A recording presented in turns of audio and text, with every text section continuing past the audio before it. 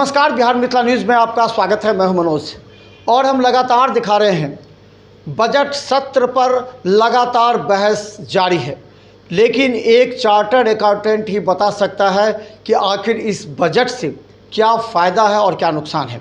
पक्ष और विपक्ष एक दूसरे पर आरोप लगा रहे हैं, लेकिन हम बता दें हमारे साथ दरभंगा से चार्टर्ड अकाउंटेंट संजय जी जुड़ गए हैं। संजय जी, आपका स्वागत है। धन्यवाद।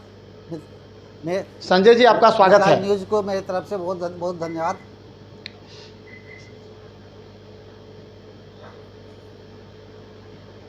अच्छा संजय जी, एक चीज़ बताइए, आपने पूरा विश्लेषण किया होगा इस बजट का, क्या लगता है कि सबसे पहले तो हम इस पर चर्चा करेंगे कि अगर आपका जो स्लैब है, इनकम टैक्स का जो स्लैब है वो है 3 लाख तक जो है सो जीरो है, उसके बाद 5%, 10% है, तो पहले से कहा जा रहा है कि 50,000 के आसपास कम पड़ेगा जो टैक्स पेयर है। इस पर क्या राय है आपकी, क्या है नया और क्या पुराना स्लैब है? 7 लाख के अंदर जो वो स्लैब को चेंज किया, जिसके कारण क्या है कि मध्य वर्ग परिवार को जो है कम से कम 15,000 रुपया तक का फ़ायदा हो सकता है।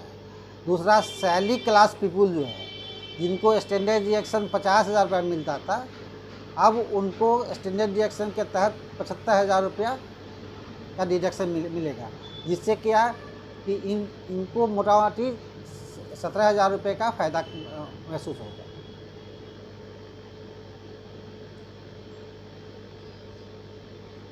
अच्छा, इसको पार्ट वाइज किया गया, पहले कितना था और अभी कितना है? पहले कितना नहीं, लेकिन क्या था कि उसका स्लैब जो था वो 3 लाख तक छूट था। 3 लाख से लेकर के 5 लाख तक जो है वो 5% था। अब क्या है कि 3 लाख से 6 लाख तक के लिए 5% कर दिया गया, जिससे कि 1 लाख का जो डिफरेंस हो रहा है उससे क्या है कि उनको टैक्स बेनिफिट में बढ़ोतरी हो जाती है।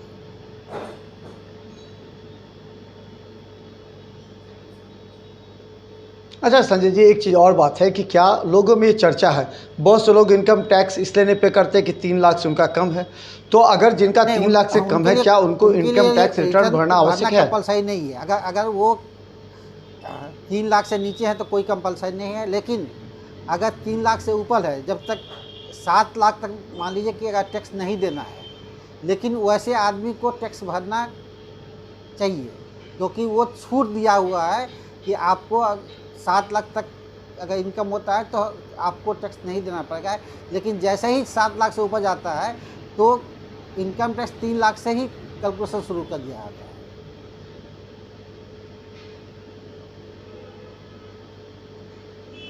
और 7 लाख तक क्या वो इनकम टैक्स 7 लाख का मतलब रिटर्न नहीं भर सकता? लगेगा, लेकिन उनको रिटर्न भरना है।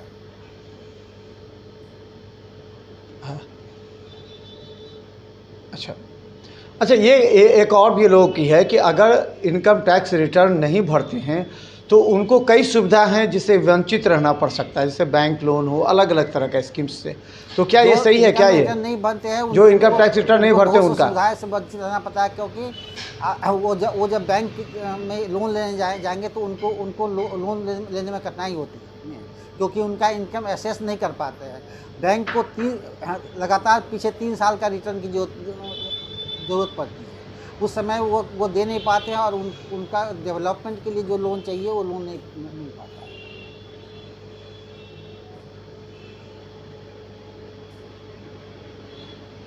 अच्छा, एक और सवाल मन में उठा कि 31 जुलाई तक इनकम टैक्स रिटर्न का लास्ट डेट बताया गया है, तो क्या 3 लाख से कम जिनका स्लैब है क्या उनको इनकम टैक्स रिटर्न 31 तक भरना, या वो नहीं भर सकते, या भरना चाहे तो उनके लिए और ग्रेस पीरियड मिल सकता है?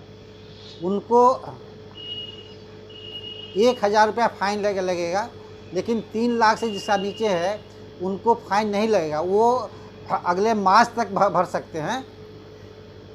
5 लाख से जिनका नीचे है उसको 1 लाख रुपया फाइन लगेगा, 1,000 फाइन लगेगा, और उससे ऊपर जिनका इनकम है उनको 5,000 रुपया फाइन लगेगा, और वो भर सकते हैं।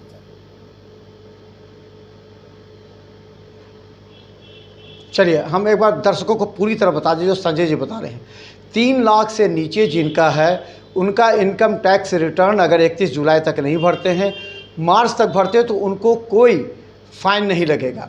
लेकिन जिनका 5 लाख तक यानी 3 लाख से 5 लाख तक है, अगर वो इनकम टैक्स रिटर्न नहीं भरते तो 1,000 रुपया लगेगा, लेकिन 5 लाख से ऊपर वाले को 5,000 रुपये का, 5,000 रुपया लगेगा। क्या सही है संजय जी? यही।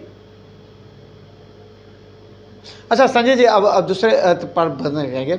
जो कॉरपोरेट के हैं, कॉरपोरेट को क्या सहायता दी गई है इनकम टैक्स रिटर्न भरने में, कॉरपोरेट टैक्स में? क्योंकि देखिए कॉरपोरेट टैक्स, इनकम टैक्स, इन सबसे ही ज़्यादा आय आ रहा है भारत सरकार को। तो ये टैक्सेस जो आ रहे हैं उससे विकास हो रहा है, भारत का विकास हो रहा है। तो इन वर्ग के लोगों को क्या फ़ायदा होगा? जो कॉरपोरेट टैक्स जिनको देना है उनको कब तक रिटर्न भरना होता है, उसमें क्या रियायत दी गई है उनको, या फिर उन लोगों को थोड़ा सा और थोड़ा परेशानी होगी? संजय जी, उसका फिनेंशियल अकाउंट्स ऑडिट होने के बाद ही फाइल होता है, और ऑडिट फिनेंशियल अकाउंट फाइल करने के लिए अब सितंबर तक जो है उसको टैक्स ऑडिट के लिए छूट दिया हुआ है। तो वह अपना रिटर्न सितंबर तक जो ऑडिट रिपोर्ट फाइल कर सकता है, अक्टूबर तक जा के अपना रिटर्न फाइल कर सकता है। उनको अक्टूबर तक कोई फाइन नहीं देना पड़ेगा, विदाउट पेनाल्टी वो फाइन कर सकते हैं। वैसे भी जो मैक्सिमम स्लैब है इंडिविजुअल का 30%, तो कॉरपोरेट लेवल पर क्या है कि वो 25% है। इस बार फॉरेन कंपनी जो है उनको फिर से छूट दिया गया है कि वो 25% से नीचे 20% तक टैक्स दे सकते हैं। तो इस तरह क्या है कि उनका स्लैब, मैक्सिमम स्लैब जो है वो 25% है, जिससे कि कॉरपोरेट को बेनिफिट मिलता है।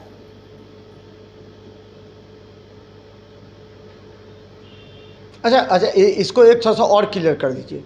वैसे कॉरपोरेट या संस्थाएं जो रजिस्टर्ड हैं, प्राइवेट लिमिटेड हो या लिमिटेड हो, तो क्या उनके लिए भी कोई स्लैब दिया गया कि इससे अगर नीचे हो तो आपको इनकम टैक्स रिटर्न नहीं भरना होगा? इस तरह का भी कुछ है? या फिर अगर उस 5 लाख से ज़्यादा हो, 10 लाख से ज़्यादा हो तो इसका भी कुछ आया है क्या इस पर? स्लैब नहीं है। आपको जो भी प्रॉफिट होगा उस पर स्टेट जो टैक्स रेट है वो प्लस सरचार्ज लगेगा। जैसे इंडिविजुअल में क्या है कि स्लैब दिया हुआ, वो कॉरपोरेट में स्लैब नहीं दिया हुआ है, उसका स्लैब एक ही है। एक उसमें फ्लैट रेट में टैक्स देना है। अगर 1,000 रुपया प्रॉफिट होता है तब भी आपको 25% देना है, अगर 1 करोड़ होता है तब भी 25%।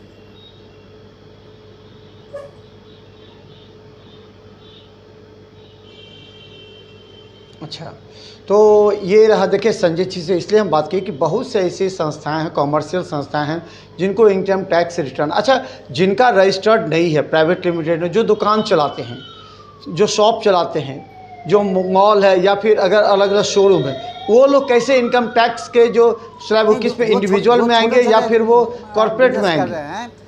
उनको कॉर्पोरेट में नहीं जाकर इंडिविजुअल रिटर्न फाइल करना चाहिए, जिससे कि उनको टैक्स का बेनिफिट मिल सकता है। अगर कॉर्पोरेट में जाने से जो है उनको बेनिफिट उतना नहीं मिलेगा जितना कि उनको इंडिविजुअल में मिलेगा।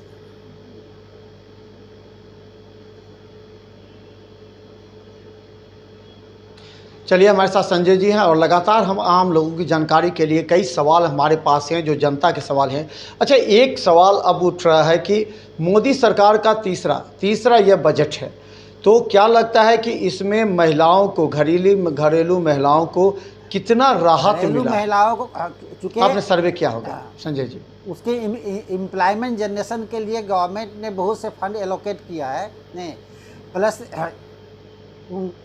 जो कार्य करने वाली महिला है उनके हॉस्टल्स की कंस्ट्रक्शन के लिए भी गवर्नमेंट ने फंड को एलोकेट किया है, जिससे कि उनको उत्पादन करने में और उसको बेचने में, मार्केटिंग करने में गवर्नमेंट उसको सहयोग कर रही है। प्लस क्या है कि उनका अगर इंटर्नशिप होता है, गवर्नमेंट ने स्कीम लाई जिसमें कि 1 करोड़ युवाओं को जो है वह इंटर्नशिप देने जा रही है, जिसके तहत वो 5,000 रुपये महीना पे पेमेंट भी करेगी, इससे एम्प्लॉयमेंट जनरेशन बढ़ेगी।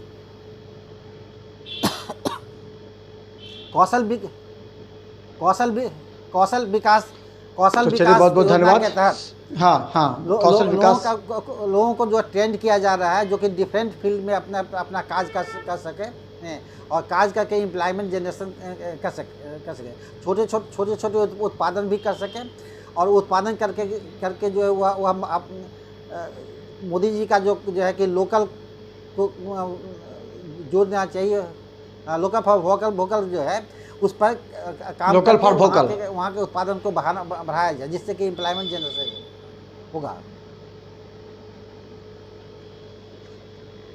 चलिए बहुत बहुत धन्यवाद संजय जी, हम आपसे और संपर्क में रहेंगे। तब तक आप भी जरा स्टडी कीजिए। जनता के लिए बहुत से ऐसे महत्वपूर्ण चीज़ें हैं जो जानना आवश्यक है। हम एक एक पार्ट पर आपसे प्रतिदिन बात करेंगे ताकि जनता तक सही संदेश जा सके, और आपका जो अनुभव है, आपका जो क्रियाकलाप है खासकर इस क्षेत्र में, वो लोग काफ़ी सराहते हैं, क्योंकि आपको कॉर्पोरेट से लेकर इंडिविजुअल तक देखते हैं। हम आपसे लगातार संपर्क में रहेंगे। संजय जी धन्यवाद आपका बहुत बहुत।